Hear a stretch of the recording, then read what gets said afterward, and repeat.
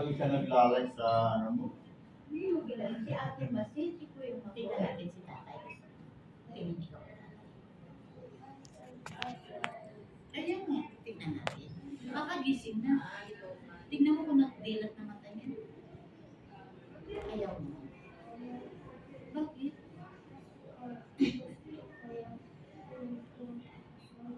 Yung picture lang. Tingin lang kasi nakadilat picture tatay eh.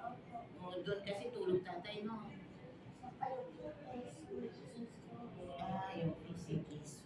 Yun na gusto mo.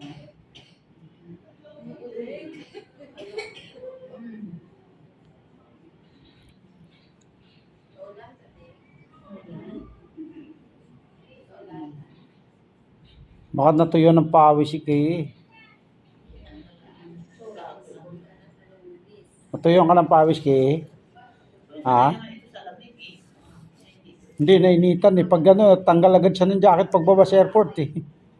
Diba? Siyempre, init na dito. Doon lamig din. Saan ikaw pupunta sa amin? Saan kayo pupunta ni Mami? Boracay. Galing naman. Sumakay kasi sila ng airplane papuntang Boracay. Galing Canada, no? Sabi mo nga kay Mami, punta tayo sa Boracay sa birthday niya. Ilang oras pa lang biyahe ng Canada? Naka 19 daw sila. 19? 19 hours. Hello, tagal pala. Kayanin ko kaya yan. Kaya mo yun, matulog ka lang. Ako na 45 minutes daw na. Init ang question doon sa ano. Itulog mo lang, Day. Wala kong pupunta sa kayo sa aeroplano. Sabi ko sa sarili ko. Hindi naisip ko. Dumating ka na. Dumating ka na. Ano sa isip ko? Tagal naman.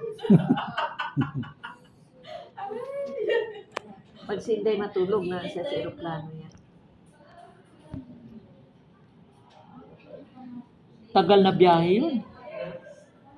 Sa inyo ilang oras? 2. 1.5. Ha? 1? Isang oras lang, Day? Asan ka ba? Mindanao. Pagadian? Asan ang touchdown mo? Saan ba? 1 hour lang sa inyo? Akala ko 1.5 daw Hong Kong ang Mindanao. 1 hour na pala sa kanila. Mga 1.5 yan. Parang Hong Kong yan. Sa amin, Day, 9 hours. Sa barko, 2 gabi. Oh. Sa amin, Day, sa amin 9 hours. 9 hours sa amin eh. Ay, 10 na pala ngayon. 10 hours na pala sa amin ang biyahe. Aeroplano. Bakit daw lahat nakatawan niya Makati dito? Alam mo kung bakit malamig? Bakit si Nana? Hindi, malamig kasi. Dapat dyan may sando. Hindi ka ba nilalamig? Kaya hindi ka nilalamig?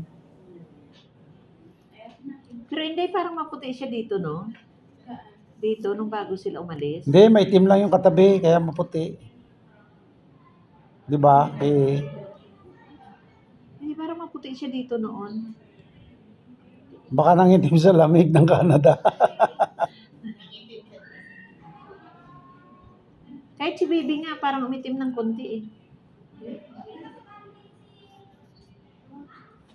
Si Carsa. Bakit 80?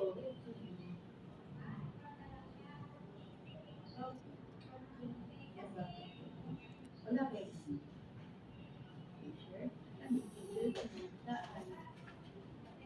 Kasi madami lang gamdo. Ay, kaya naman pala Makati. Kinakagat pala ng...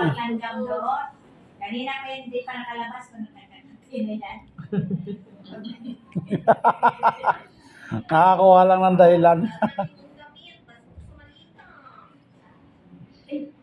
Black?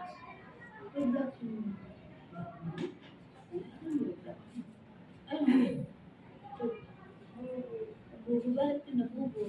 Ay, tanong ko naman siya. Sabi ko, pasok na yun kasi may langgam dito. Hindi na siya mainit doon. Inhambalan sa kuno nga masulod yung may subay. Di pa hindi nang dadaan sa makatulog. Di ba ano ka? Suso minanay mo. Kadaya pero pa na sa. Diaper. Kanina nga umapaw eh.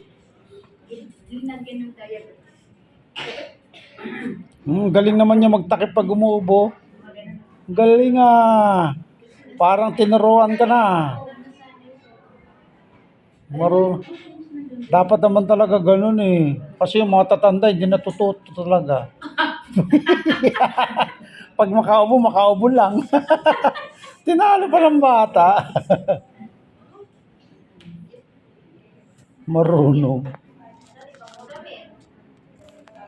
Grabe basang-basa yung damit ko. Si ni Marlene hindi man lang pinawisan.